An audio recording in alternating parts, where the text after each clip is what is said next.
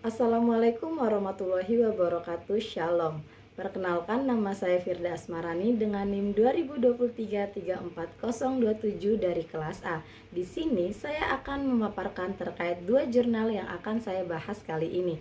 Pertama, ada jurnal yang berjudul Lex Omnibus Kelautan, sebuah gagasan penyelesaian konflik hukum dan konflik norma dalam penegakan hukum di laut dan pesisir, yang ditulis oleh Andreas M.D. Ratuanak dan Jurgen R. Lituali dari Universitas Patimura. Pada intinya membahas tentang permasalahan tumpang tindih regulasi dan kewenangan dalam penegakan hukum di wilayah laut pesisir Indonesia, serta solusi dan penataannya.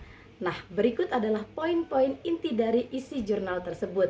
Pertama, kita akan membahas permasalahan utama, yaitu terkait tumpang tindih hukum. Terdapat keberagaman peraturan perundang-undangan dan hukum secara yang mengatur penegakan hukum di wilayah perairan atau maritim Indonesia. Hal ini memicu terjadinya overplaying atau tumpang tindih aturan dan norma. Selanjutnya, terkait dampak di lapangan atau on-tax money offers akibat dari tumpang tindihnya regulasi tersebut. Ada banyak lembaga atau instansi yang merasa memiliki kewenangan dan tugas yang sama di wilayah laut yang sama. Kondisi ini mengakibatkan satu tugas dikerjakan oleh banyak petugas. Hal ini kerap memicu konflik kepentingan dan ego sektoral antar instansi atau lembaga penegakan hukum di laut. Nah, kemudian kita akan lihat solusi yang ditawarkan dari gagasan Omnibus Law Kelautan. Peneliti ini menyimpulkan bahwa perlu adanya reorganisasi atau penataan ulang hukum atau penegakan laut secara terpadu melalui konsep Lex Omnibus Kelautan. Regulasi ini diharapkan dapat menyatukan, menyelaraskan, atau mengatur hukum penegakan laut serta pesisir secara sistematis dan komprehensif, khususnya yang berkaitan dengan pemanfaatan serta pengelolaan sumber daya laut di wilayah yurisdiksi NKRI. Nah, di sini kita akan melihat penyamaan paradigmanya. Selain pembentukan regulasi yang terintegrasi Omnibus Law, jurnal ini juga menekankan pentingnya membangun kesamaan paradigma atau pemahaman di antara semua pihak atau instansi yang terlibat dalam penegakan hukum maritim agar penyelesaian konflik norma dapat berjalan efektif. Nah, terakhir kita akan melihat solusi dan kesimpulan yang bisa diberikan dari isi jurnal tersebut. Nah, sebagai solusi, penulis menawarkan sebuah gagasan komprehensif berupa Lex Omnibus Kelautan, sebuah konsep regulasi terpadu yang menyatukan dan menyelaraskan antara aturan penegakan hukum laut serta pesisir di NKRI. Namun, jurnal ini menegaskan bahwa regulasi saja tidak cukup, diperlukan juga penyamaan paradigma atau satu pemahaman yang sama di antara semua instansi penegakan hukum agar konflik norma ini benar-benar selesai secara efektif. Nah, selanjutnya kita akan masuk ke pembahasan jurnal kedua.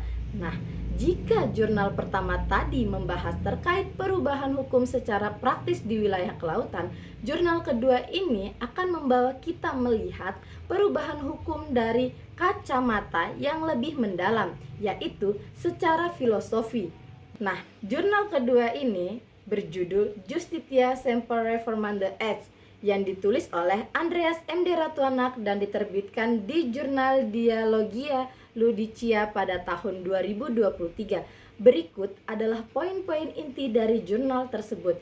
Pertama, kita akan melihat premis utamanya atau hukum yang dinamis.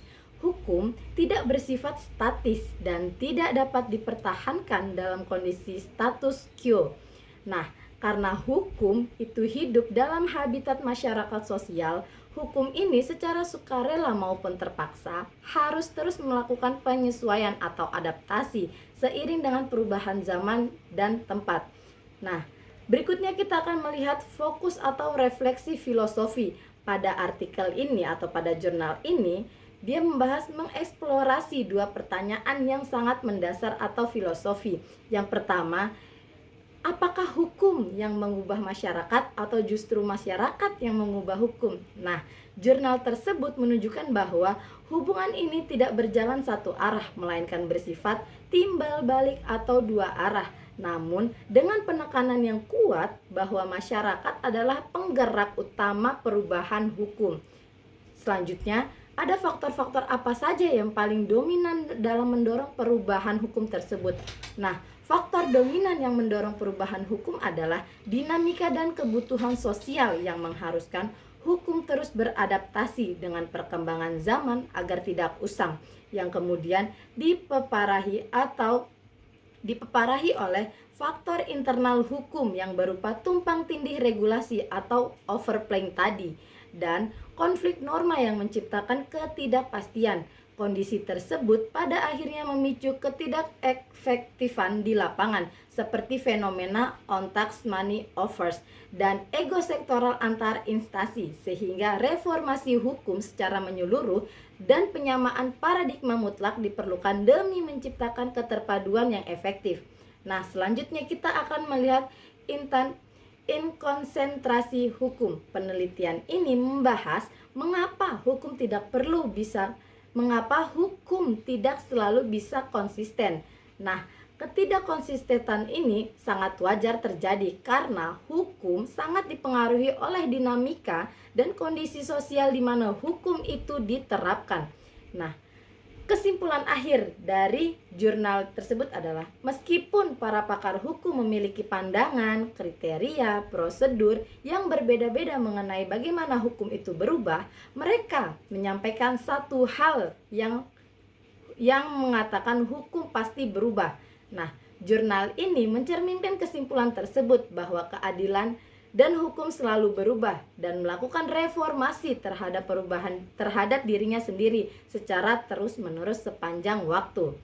Jurnal ini juga menjawab mengapa hukum terkadang terlihat tidak konsisten. Hal ini wajar karena hukum sangat dipengaruhi oleh dinamika sosial yang fleksibel. Pada akhirnya, sesuai dengan judul, jurnal ini menyimpulkan prinsip justitia semper reformanda et, bahwa keadilan dan hukum akan selalu berubah serta mereformasi dirinya sendiri secara terus-menerus demi menjawab tantangan zaman. Nah, dari kedua jurnal ini, karya akademisi Universitas Patimura ini, kita bisa melihat benang merahnya bahwa untuk mencapai keadilan, hukum harus berani berbenah baik melalui reformasi, konsep seperti Omnibus Law kelautan maupun melalui kesadaran filosofi bahwa hukum memang harus bergerak mengikuti perkembangan masyarakat. Mungkin itu saja pemaparan materi atau isi dari dua jurnal tersebut yang bisa saya sampaikan. Kurang dan lebihnya saya mohon maaf. Saya undur diri. Wassalamualaikum warahmatullahi wabarakatuh.